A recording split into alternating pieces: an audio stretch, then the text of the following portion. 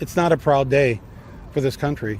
How could it be a proud day when a man who was not elected by the people becomes president of the United States?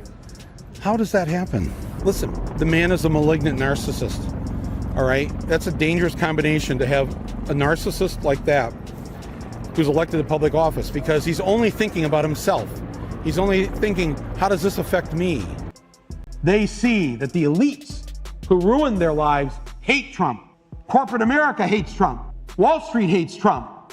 The career politicians hate Trump. The media hates Trump after they loved him and created him, and now hate him. Thank you, media. The enemy of my enemy. Donald Trump always thought he had everything under control. The rallies, the catchy lines, and his loyal crowd shouting his name like a battle cry. But what if I told you that the one person who knows him inside out, who's watched him rise, lie, twist the truth, and fall apart behind the scenes, just stepped up to bring him down for good? That person is Michael Moore, and he's not holding back. In a raw, unscripted moment now, everywhere online, Moore dropped truth bombs that stripped Trump's image bare, showing secrets and lies Trump hoped you'd never hear. The crowd froze. The mood shifted. Trump, they say, is fuming behind closed doors. This isn't just an attack. It's the start of his downfall. Trump's election story might become the biggest joke ever recorded in history. News that he's one of the founders of in the Obama era. So he created the fake news of the Barack Obama is not a citizen, and he said that there was intelligence. That's right. He was called by a reputable reputable source that there was intelligence. Right. He himself was he was hiring investigators to support his fake news. In fact, he is the godfather of this decade's fake news. This is for him now to say fake news. Moore didn't show up to be gentle, came ready to burn it all down. What came next was a ruthless breakdown of the Trump myth. From the fake business genius who bankrupted casinos to the fake man of the people flying on private jets.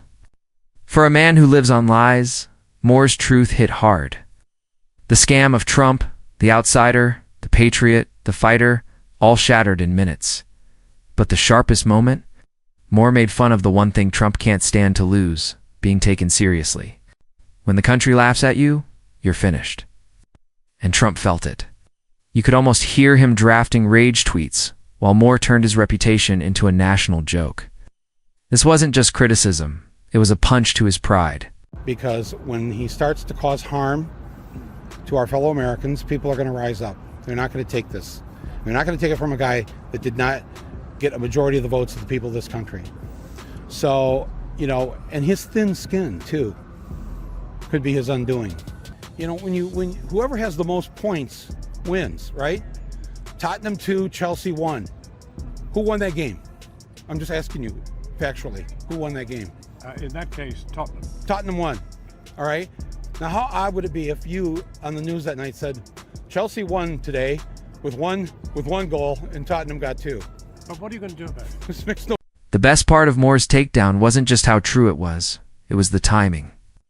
While Trump's latest scheme was already falling apart, Moore poured fuel on the fire. Didn't just name the failures, he showed the pattern. A life built on con jobs and fans too hypnotized to see it.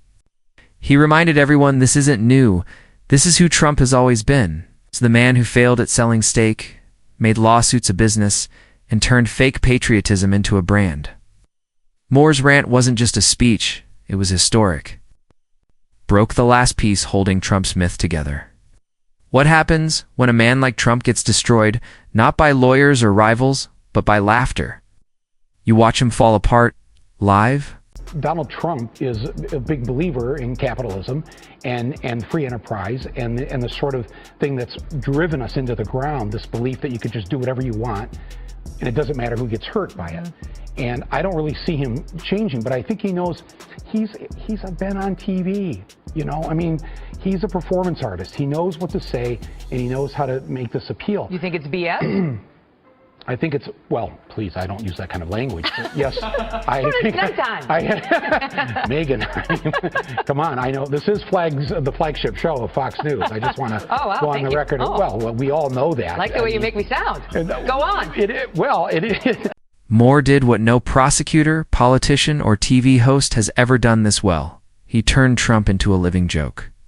Every lie, scandal, and insult came crashing down under one truth. Donald Trump is not strong. He's a salesman, a hype man, an ex-reality star hanging onto a brand that's rotting inside. The art of the deal was never real. It was a costume. When Moore ripped it off, what was left was a scared man who couldn't even convince his loyal fans he's for real.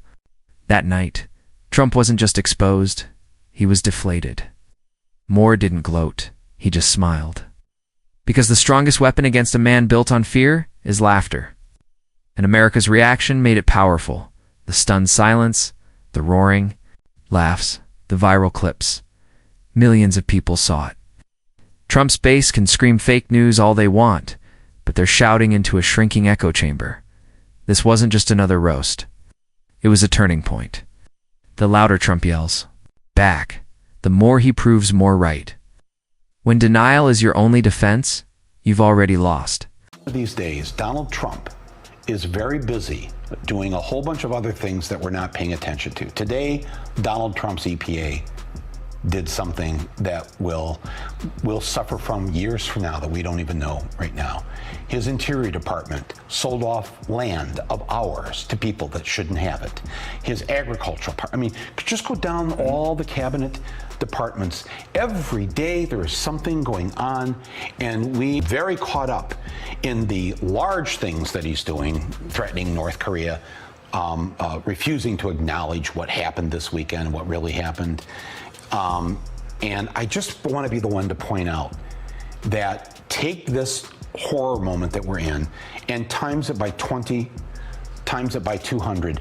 That's what's going on in every federal agency under his control every single day. I'm sorry to be the one to have to point that. Picture this. A man who convinced half a country he's a self-made giant. A billionaire hero fighting the system completely destroyed in 5 minutes on live TV.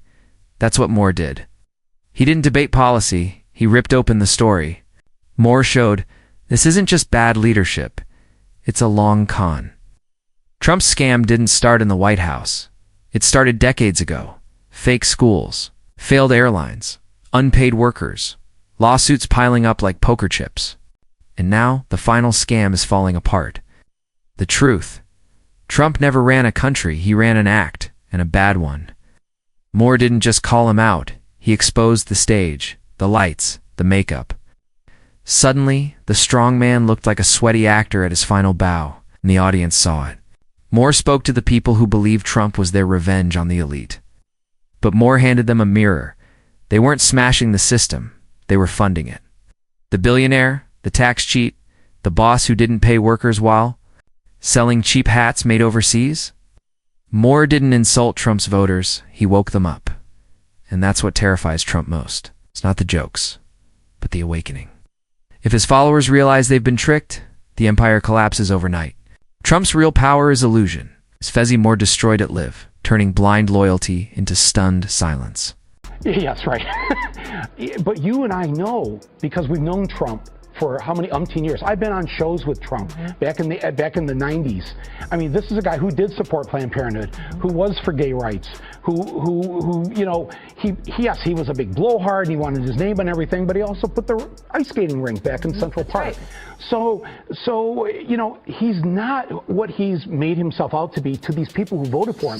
So then couldn't a guy like you get behind him? No, his problem is going to be when he tries to walk back all the crazy stuff that he said. What's going to happen to all the people who voted for that crazy stuff? You think they're going to abandon Trump? I think Trump. I should say. I hope that we see the biggest landslide loss ever when whoever the Democratic nominee is beats Donald Trump. You know what they're banking on? That even though he might lose some women, he might lose some Hispanics, he might lose some young people, some African American vote, he's going to make it up with the white working class, with the very region he's now touring through, Appalachia and elsewhere, because he's appealing to them and because Hillary Clinton has made some mistakes already. What makes Trump dangerous isn't just his lies, it's how many people want the lies to be true. Moore crushed that need. He walked viewers through Trump's life like a museum of failure. The casino king, who always lost. The businessman, who failed to sell steak. The politician who split the country to sell himself. It was a highlight reel of defeat dressed as success. But the harshest blow? Moore showed that Trump's biggest fear isn't jail or impeachment, it's being forgotten. And on live TV, Moore made him irrelevant. Not with debates, but with jokes, perfect timing, and plain truth. The worst thing for Trump isn't being hated, it's being ignored. And that's where Moore left him. A fading joke in a country ready to move on.